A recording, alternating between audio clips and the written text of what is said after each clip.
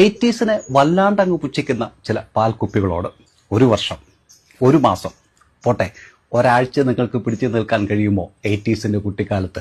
രാവിലെ റീൽസിന് പകരം തോണ്ടിയിരുന്നത് ബാലരമയുടെ പേജുകളായിരുന്നു. ജോൺസന്റെ CD കടയായിരുന്നു Netflix. Playlist തീരുമാനിച്ചിരുന്നത് ആകാശവാണിയായിരുന്നു. രാജപ്പൻ ചേട്ടന്റെ സൂപ്പർ മാർക്കറ്റിൽ നിന്ന് വെളിച്ചെണ്ണ വേണമെങ്കിൽ കുപ്പി നമ്മൾ കൊണ്ടുചെല്ലണം. ക്രെഡിറ്റ് കാർഡില്ല, പറ്റുബുക്ക്. ഇന്നത്തെ നിങ്ങളുടെ ഫോൺ ബൂത്ത് സ്വന്തം മുറിയിലെ അറ്റാച്ച്ഡ് ബാത്റൂം ആണെന്നറിയാം.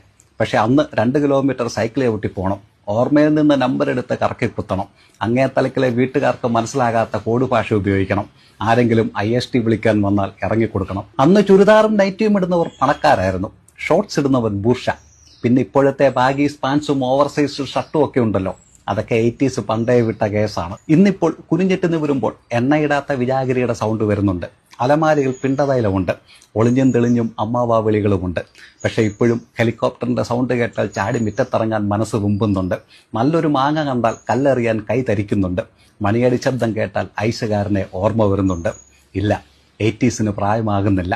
വളരും തോറും ചെറുപ്പമാകുന്ന ഒരു പ്രത്യേകതരം ജീവികളാണ്.